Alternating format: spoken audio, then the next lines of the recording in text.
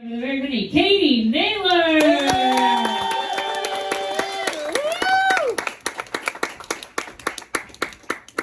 Thank you, Jill. And I gotta say, I would definitely give the Salvation Army a lot more money if Mr. Mookie was allowed to ring that bell. I want that to be on the record. So I'm Katie, in case you missed it. So have any true crime fans in here? Oh, yeah. Oh, okay, so true crime fans. What's your favorite? Anybody just yell one out. Which one? Serial? Okay, I haven't seen that one, but cool. So anybody watch the classic Forensic Files? Yeah. Sweet. Is anybody else convinced that the character Horatio Kane from CSI Miami had to be based off of those awful puns at the end of Forensic Files? Literally, if you haven't watched Forensic Files, there will be some horrible fucking murder, and there will be a cop that worked on the fucking case, and the last thing that will happen for the credits roll, and let's say somebody literally was beheaded, this cop will sit there and he'll be like, yeah, he really lost his head, and look directly at the fucking camera, and that's when in my head I just hear, wow, when the fucking sunglasses get put on and Horatio Kane walks off, and then you watch 30 minutes of a nightmare that is CSI Miami. Anyway, so my favorite true crime show has been one it's new, it's on Hulu, it's called Southern Gothic. And I don't know if you can hear it in my voice, but I'm originally from Alabama.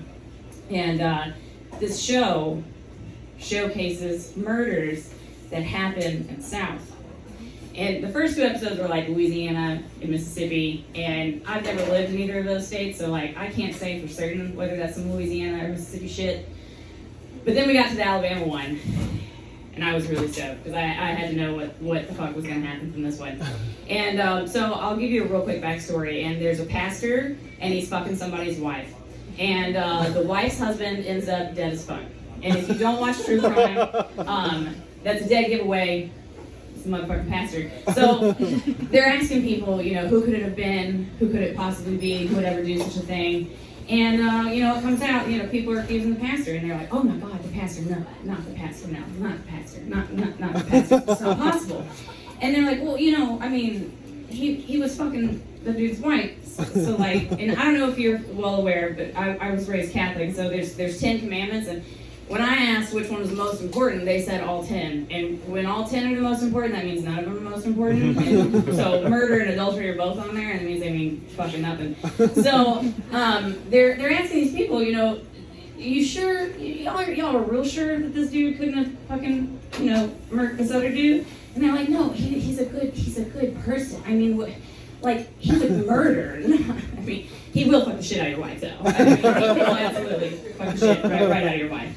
And there's some other Alabama shit, that you should hear about. So, like, I'm sure if you watch the news, that you know that Alabama is, like, super against abortion rights. Like, real solidly against abortion rights. And I have a little sister, I'm 7 years older than that, and there were 3 of us, so that meant my parents were outnumbered, like, immediately. And so that meant my sister basically became, my first child at 7.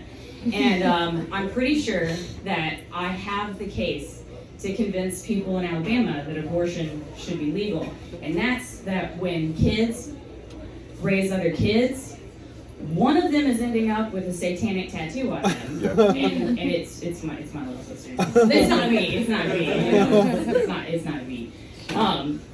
But my favorite thing about being Catholic is that about 10 years ago I got divorced, and I know I look like a poorly aging cartoon character. So I'm 36. So I am from Alabama. I got married when I was 21. What can I do? And when I got divorced, this dude was tracking me on my fucking phone like a fucking whale on that Geo. Just like, Katie's phone has been I located. Katie's phone has been located. And I was like, yeah, it's in my motherfucking hand. And so I figured out what the fuck this dude was up to. That's like the least of the shit, And so I call my parents up and I'm like, look, I'm leaving this dude. It's bad. This is what I want. And I'm out.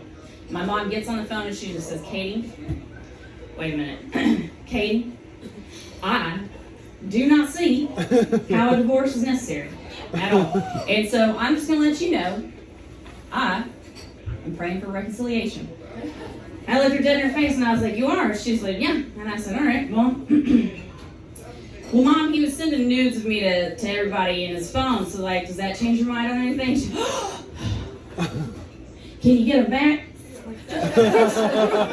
Yeah, Mom. Hey, you know what? I don't want you having that photo on your phone anymore. So I'm gonna need you to pick your phone up. You're gonna send me that photo. You gonna text it to me? Because I don't want you to have it anymore. You see how it's still on your phone? Science. Technology. Alabama's not real good at it. It's the same people in Alabama that don't want people to go to school are the same ones complaining about, peanuts on peanut butter. Goddamn, everybody's got to be warned about everything. Peanuts and peanut butter. What kind of moron doesn't know there's peanuts and peanut butter? The same kids that go through the Alabama public school system. And another thing that Alabama public school doesn't teach you, well, I went to private school for a hot minute, and it wasn't any better, because I went to Catholic school. And so what they don't teach you is that if you have a uterus, so for any uterus-owning people in this room, if you have a uterus and you don't put a baby in it, it will get pissed and grow tumors on you. And it's just really important that you learn about the quadratic equation and not that your tumor will grow a uterus. Your uterus will grow several tumors. So a couple years ago, when they figured out that I wasn't going to slam dunk a baby up in there, it got pissed, and it is a tumor. Somebody go get Arnold, because I need him to record this for me, so that every time somebody asks me, oh my god, I'm expecting. Yeah. I am expecting a giant shit later. Like a massive fucking dump. Because as it turns out, this is not a baby. I'm just full of tumors and shit. And it has happened now that I've come up with that nobody will ever ask me, are you expecting? Ever again. Because now I can't wait for the next boomer named Judy to come up. Oh my god, when does it due? I don't know, Judy. I'm usually a morning pooper, but I did have a big lunch, so if you give me your phone number, I'm pretty sure I can hook you up with photos. The weight might be a little bit off. I don't know how I'm going to manage, because then we're going to have to accommodate for the water. And then, in the measurements, because it might fall apart. It's really not always solid, Judy. It's really not always solid. So you thought this was a baby, but really, it's just tumors and shit. That's it. That's what I'm made of. So on that note, I've been Katie. This has been awesome. If you came to see me specifically, thank you so much. I love you guys in this corner over here.